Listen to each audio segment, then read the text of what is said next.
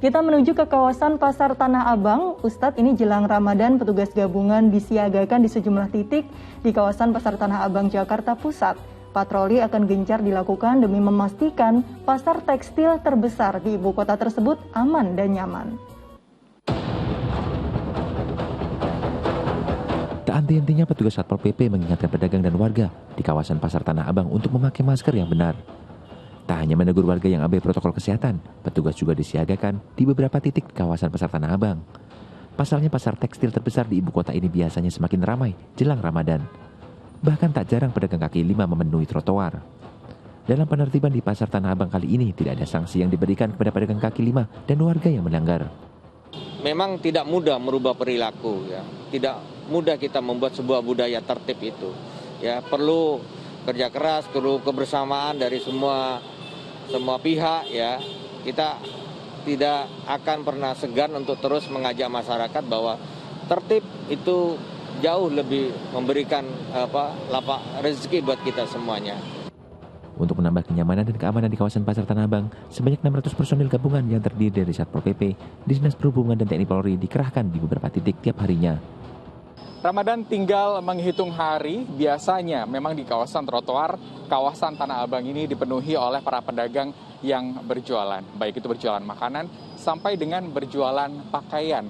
Nah, untuk mengembalikan fungsi dari trotoar bagi para pejalan kaki dan menghindari adanya kerumunan, dari petugas gabungan selalu melakukan penertiban dan juga penataan kawasan Tanah Abang agar lebih nyaman bagi para pejalan kaki dan juga tidak terjadi kerumunan. Rusdi Maulana dan Eko Purwanto melaporkan dari Jakarta. Iya, sukacita menyambut Ramadan ternyata benar-benar sudah terasa. Salah satu tempat yang pasti ramai tiap tahunnya adalah Pasar Tanah Abang. Semoga para pedagang dan pembeli taat peraturan dan selalu mengutamakan prokes. Ustadz Arifin, kalau melihat berita tadi, petugas begitu berjibaku mengatur para pedagang dan pembeli.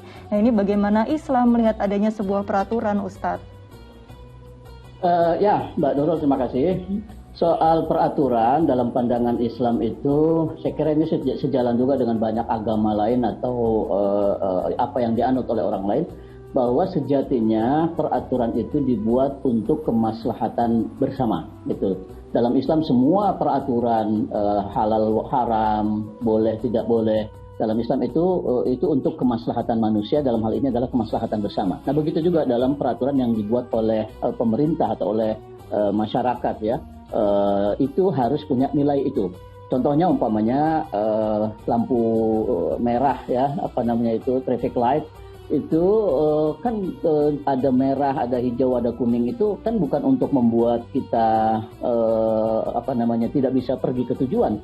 Tetap kita akan sampai ke tujuan, tapi demi kemaslahatan bersama agar tidak terjadi tabrakan sembarangan orang semaunya. Nah, dibuatlah aturan itu. Nah, itu dan kita terima. Masyarakat menerima traffic light, merah harus berhenti, hijau berjalan, dan seterusnya.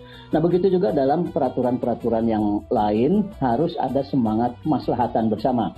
Nah, karena itu ketika umpamanya pemerintah sudah menetapkan di kawasan tertentu trotoar seperti tadi contoh di Tanah Abang itu tidak boleh ada pedagang kaki lima di situ karena di situ khusus untuk pejalan kaki.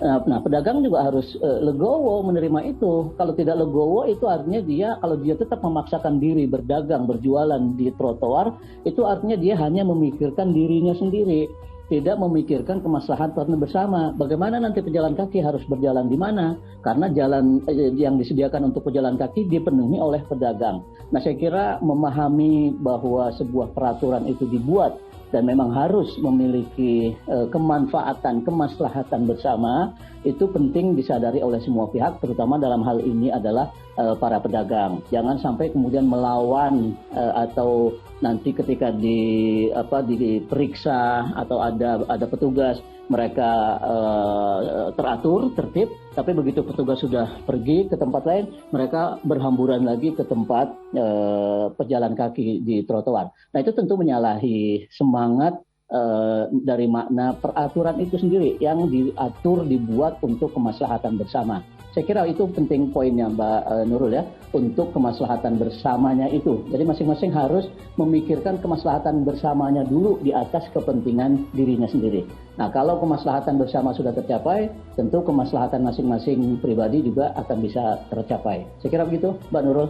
Iya, luar biasa. Insya Allah kalau kita lebih memikirkan kemaslahatan bersama, rezeki juga tidak akan kemana begitu ya Ustadz. Karena insya Allah kita mencari nafkah secara halal dan insya Allah Allah Subhanahu Wa Taala juga akan mengatur rezeki tersebut dan tidak akan hilang. Amin, amin ya Rabbal Alamin. Amin.